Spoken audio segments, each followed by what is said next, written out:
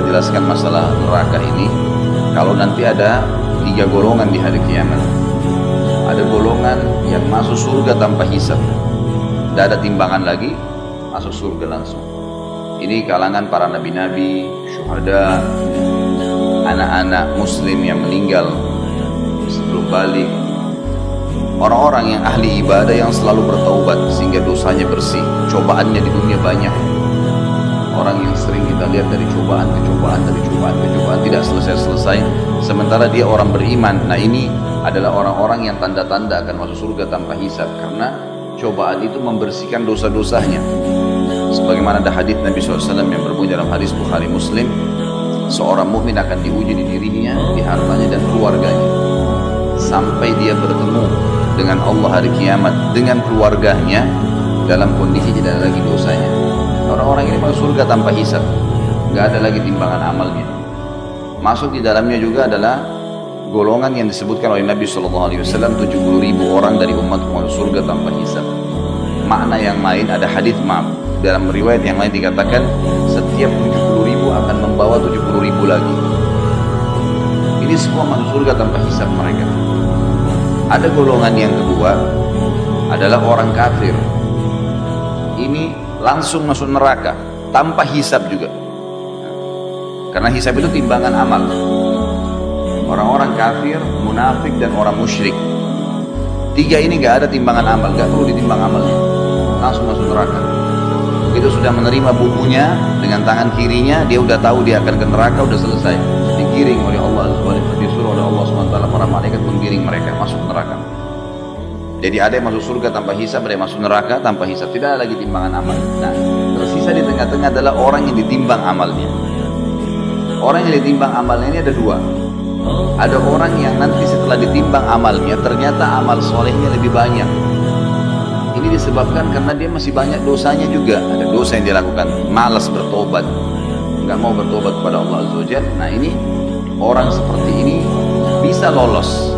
Misal amal solehnya 100.000, dosanya misal 90.000, ada 10.000 selisihnya. Nah, dia lolos nih, tapi ditimbang dulu, dihisap dulu.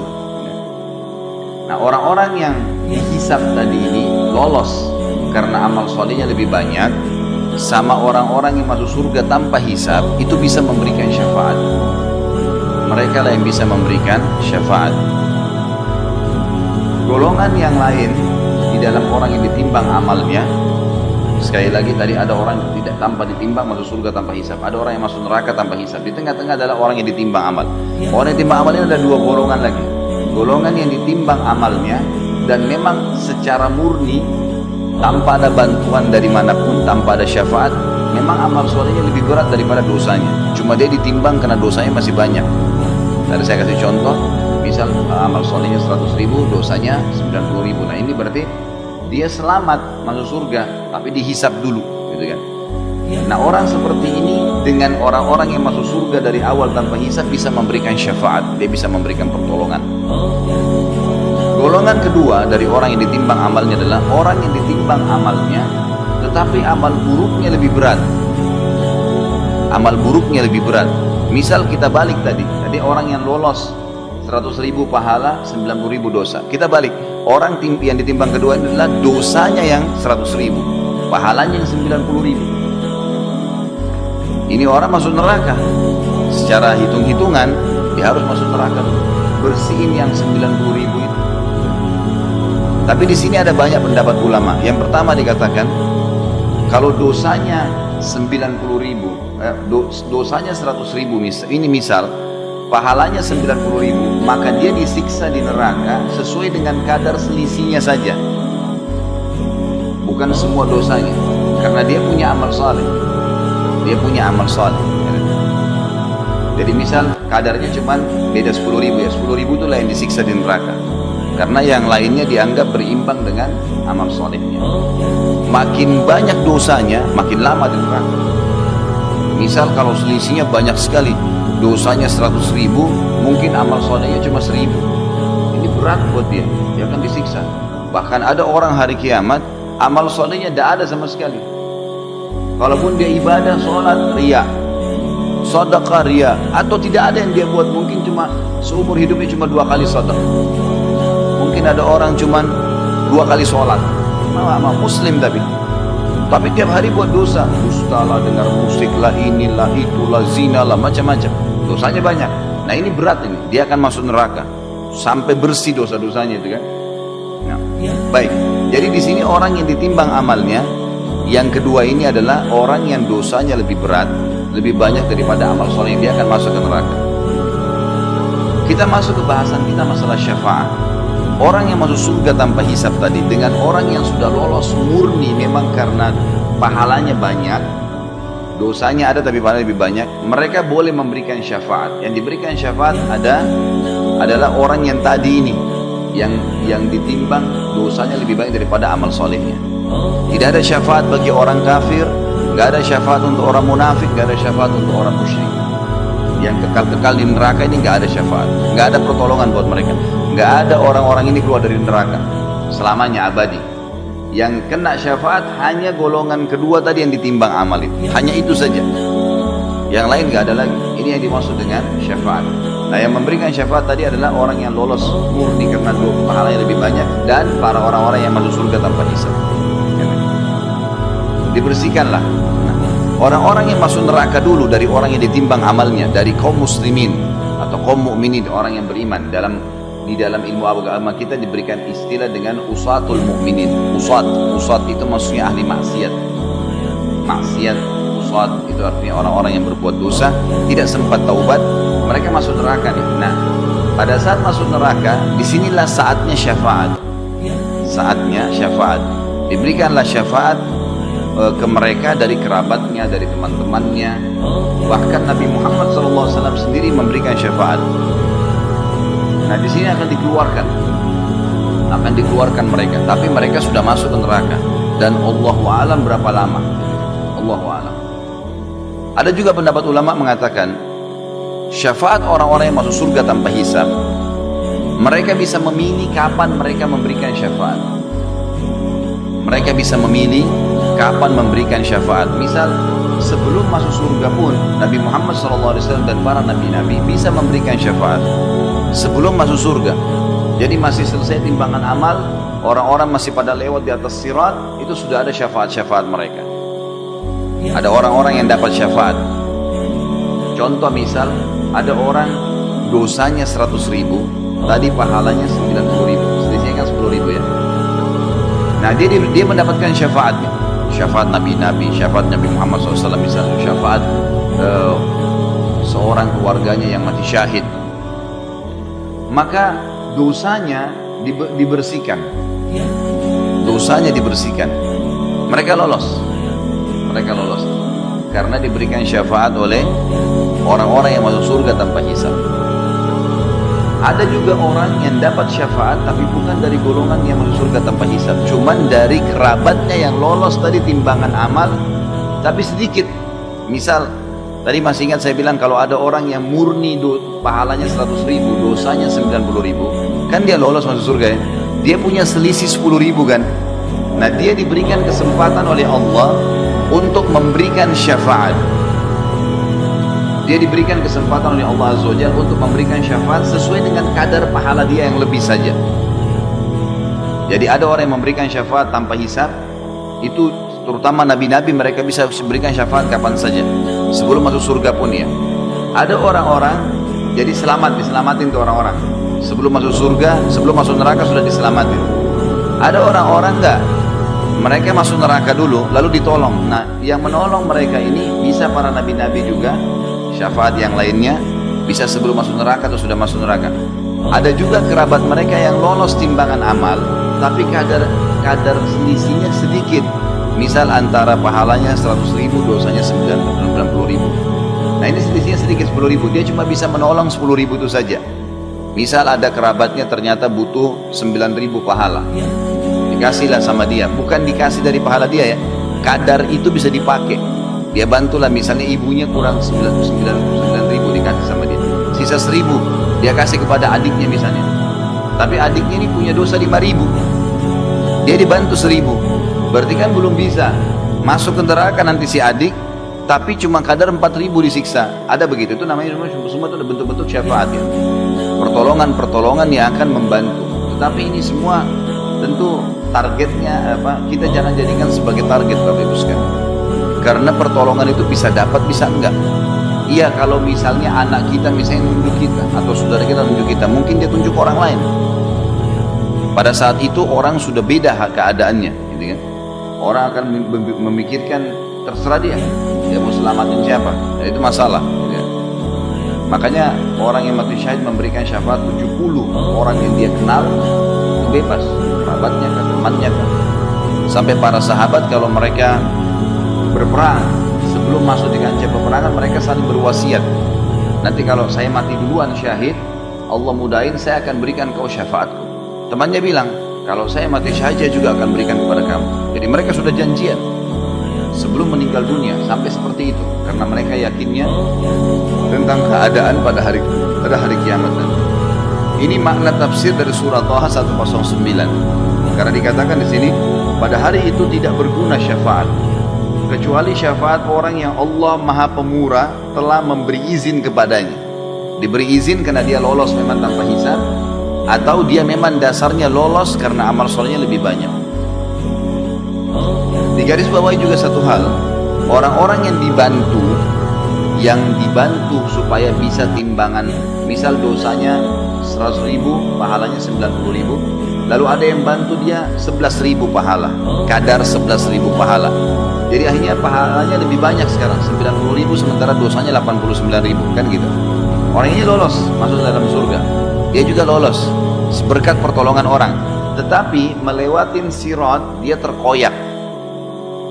Karena di sirat itu nanti kita pelajari di akhir-akhir bab kita nanti dalam neraka ini, itu di sirat nanti jalan yang gelap, licin, gitu kan, besar, dan di bawahnya itu di bawahnya sirat itu neraka.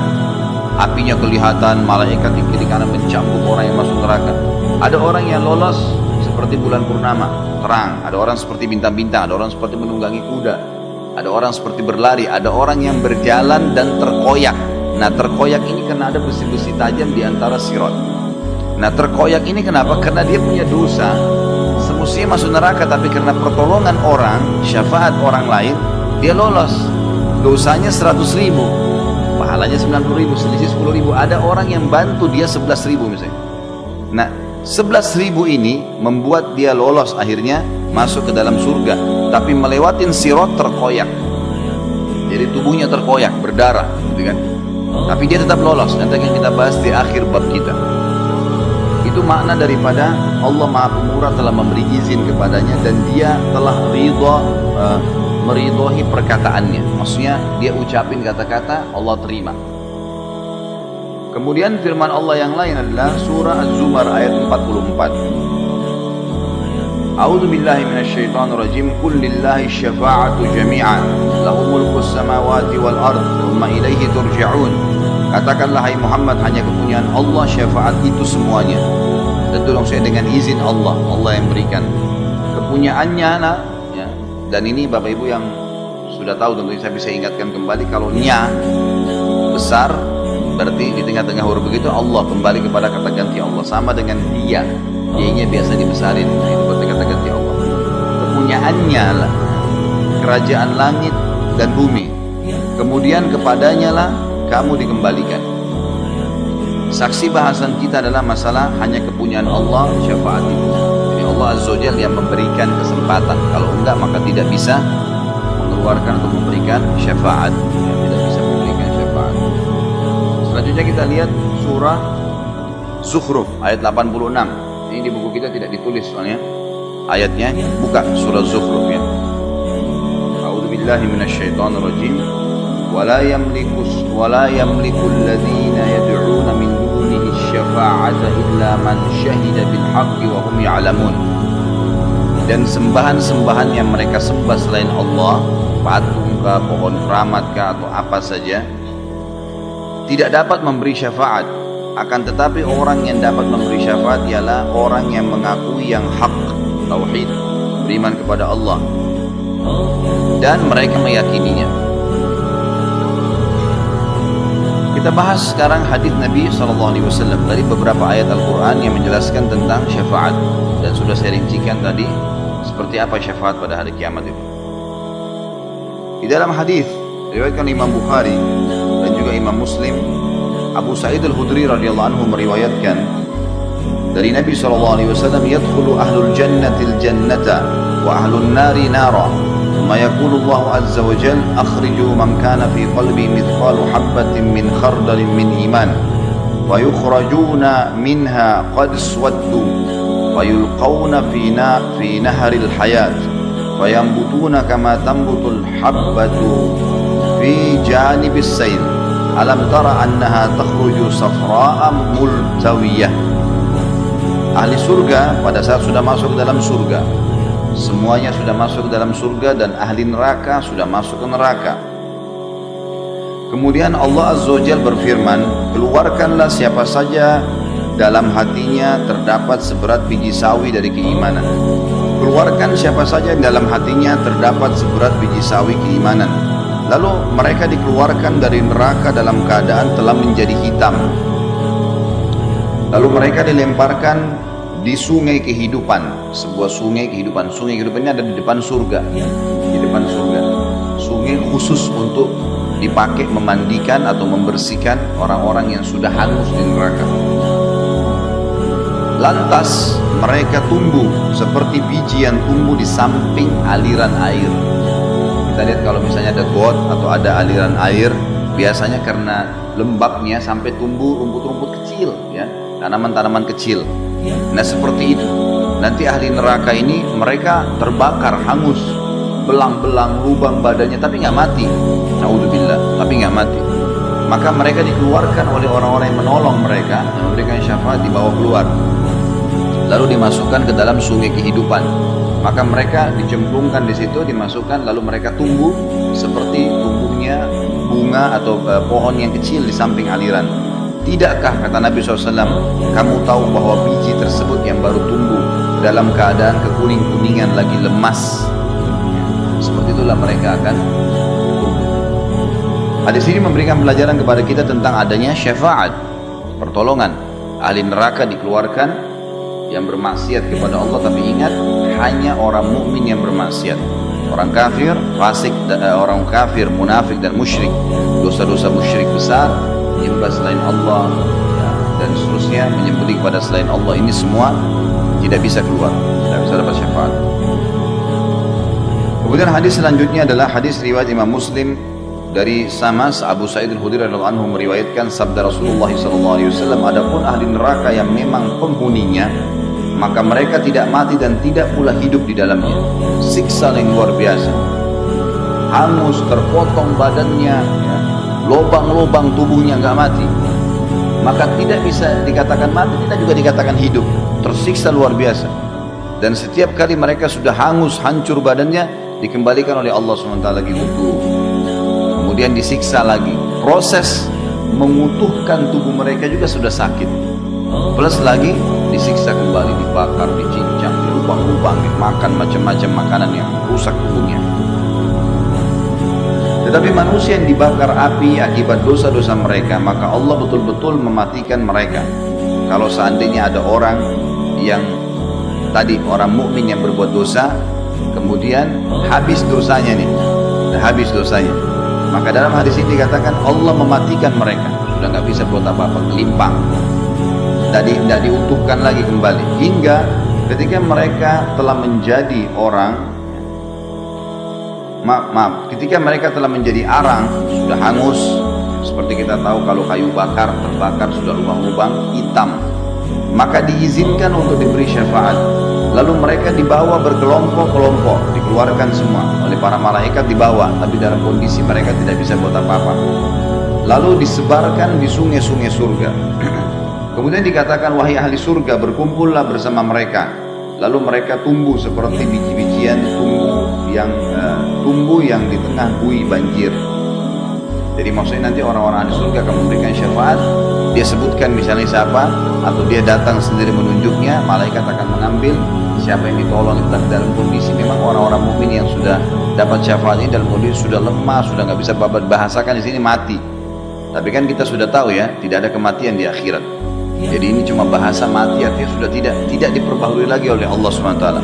Karena ahli neraka yang masih punya dosa, apalagi orang kafir, naudzubillah, terus rusak diperbaikin, disiksa lagi, rusak diperbaikin, begitu tidak ada batasnya, kekal selamanya. Maka orang-orang ini akan dikeluarkan oleh para malaikat lalu dibawa ke sungai. Lalu dikatakan ke sungai di depan surga. Lalu dikatakan kepada penghuni surga, kumpullah. Maksudnya kumpul di sini ada hadisnya nanti menjelaskan.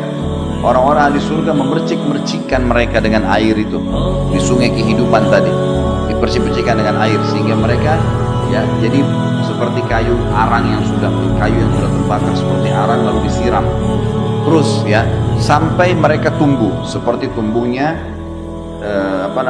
tanaman atau biji yang ada di antara buih air. Jadi mereka tumbuh di dalam sungai itu.